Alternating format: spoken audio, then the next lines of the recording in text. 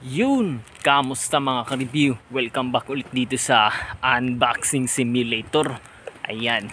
So, ako nga palang nauna dito sa game site mga lods. At unfortunately mga lods, nag-malfunction ang wirings netong ginawa kong RPK. Sayang, ready na sana yung tsura niya yun. Yung wirings lang. So, hindi ko siya magagamit sa game na to mga lods. Instead, ang gagamitin ko ay itong ayan, AK-74M. Nga pala mga lods, ito na yung helmet ko.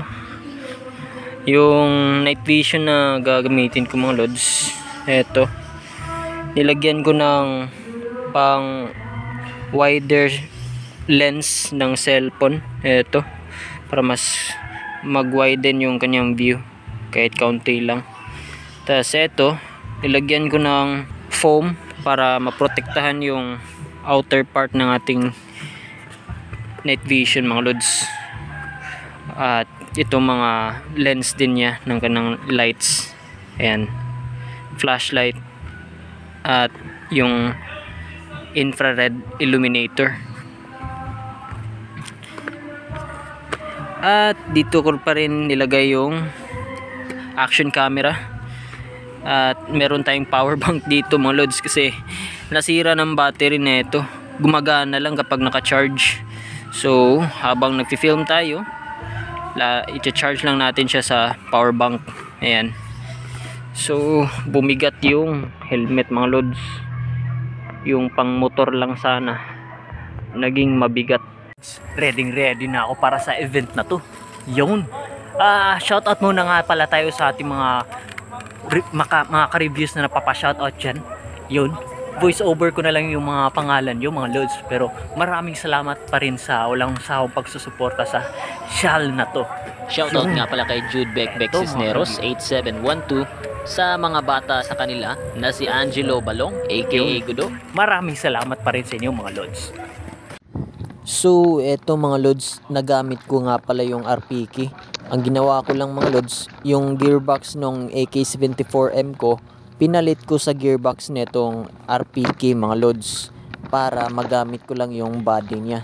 Dito nga pala sa first game mga lods, hindi ko nakuhanan yung POV ko. Yung camera kasi na nasa helmet ko, hindi ko napansin na hindi pala siya naka-on. Although nakasaksak naman yung power bank sa camera mga lods, hindi ko lang napansin kung naka-record ba siya after kong na-click yung recording mga lods. Kasi yung screen ng camera na yun mga lods na basag na kasi, at yung part na may numbers kapag nagre-record, hindi siya nakikita mga lods dahil sa basag na part.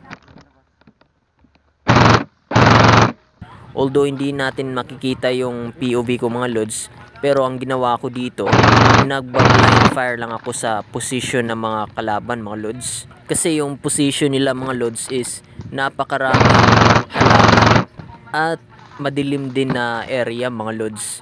Pero may paminsan-minsan nakikita ko yung kalaban mga lods na tumatakbo sa kabilang position nila. Kaya pinapaulanan ko ulit ng mga bala mga lods. So kahit pa nagba-blind fire lang ako dito sa first game mga lods, hindi ko nga pala napansin, naka-hit na pala ako ng 3 kalaban mga lods na nakatago lang dun sa mga bush. Tama talaga yung hinala ko na may nagtatago talaga dun sa mga halaman.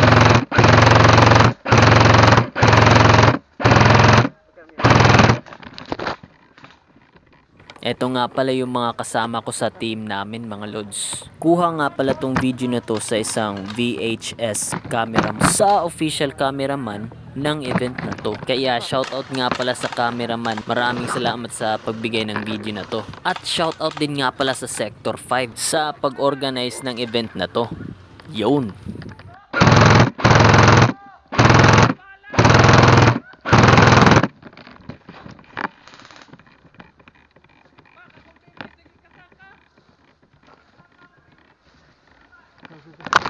Tinulungan ko nga palang makaakyat yung kasama ko sa tower mga lods para makapang snipe siya doon sa mga kalaban sa kabilang dulo.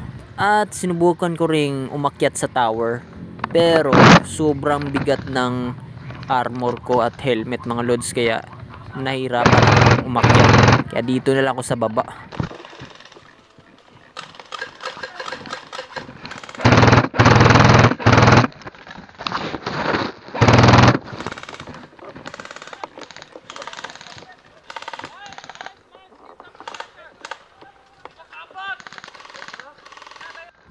Trinay ko nga palang mag-push dun sa position ng binabaril ko mga lods, para kasing tumahimik yung position niya. Pero di ko alam, nakaambang nga pala siya mga lods, at eto na nga, na-hit na ako. At balik ulit ako sa respawn. At ganun pa rin mga lods, pinapaulanan ko pa rin yung position ng mga kalaban.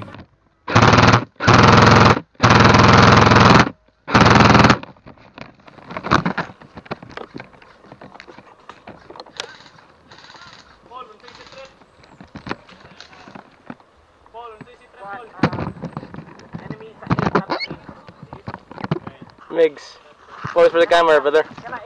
Hell yeah.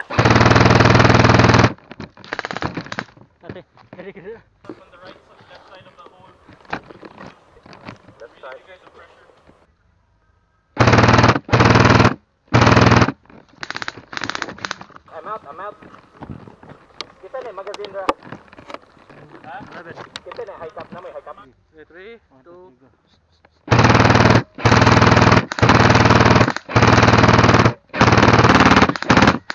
Nara dito.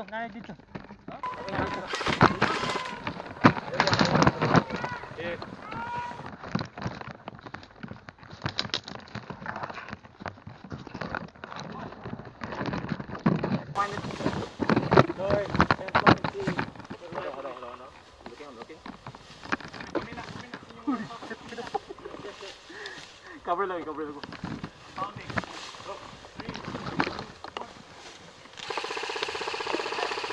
At sa part na to mga lods, medyo hiningal na ako at umiinit na yung katawan ko dahil din sa init ng panahon at sobrang kapal ng suot ko.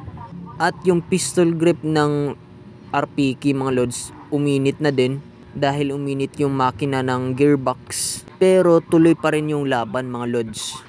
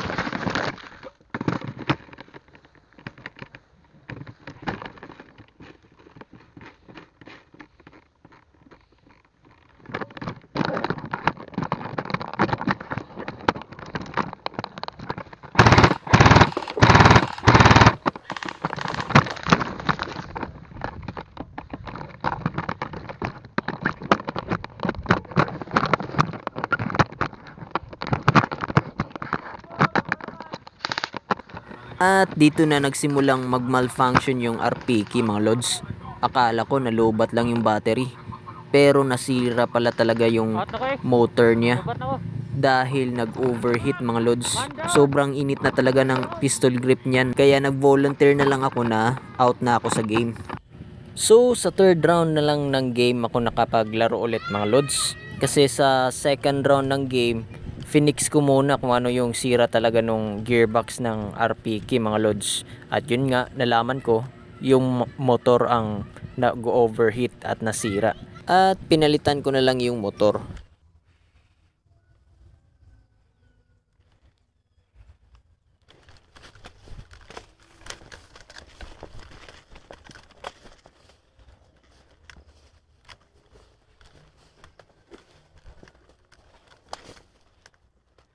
Sa part nga pala dito mga lods, hindi ko alam, nakaabang na pala yung mga kalaban sa kabila. At yun na nga, hit na ako.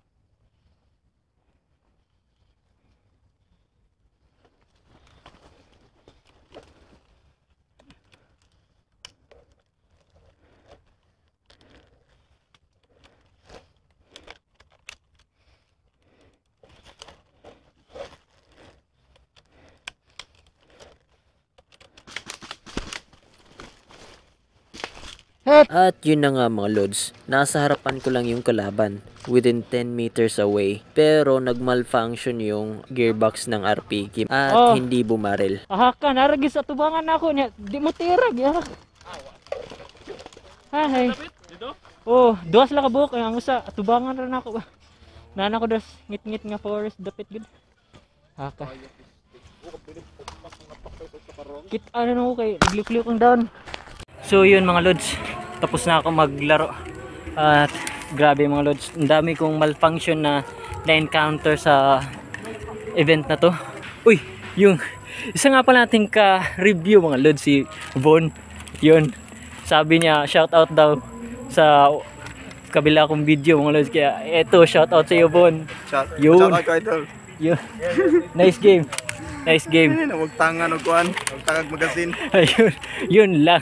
Nawala yung magazine na ginamit niya mga lods, tas pinahiram lang sa kanya yun yung rifle, tas nawala yung magazine. So sana nakunan ko ng tama yung footage mga lods, yung paglaban namin. Di ko alam mga lods, nakapatay pala ako ng 3 dun sa may bush na sobrang dilim. So ginamit ko rin nga pala tong night vision goggle mga lods, bilang pang spotting lang sa mga kalaban. At sadly wala akong record na nagawa dito sa night vision goggles kasi kinulang ako sa SD card mga lods. Dalawa lang yung SD cards na meron ako dito para sa camera na to at dito sa para na camera na to. So yun mga lods, hanggang dito lang. Sana nagustuhan niyo itong video na to. At kung bago ka pa lang dito sa channel na to, please subscribe at i-click mo yung notification bell para mabisuhan ka susunod ko pa mga videos dito sa Unboxing Simulator.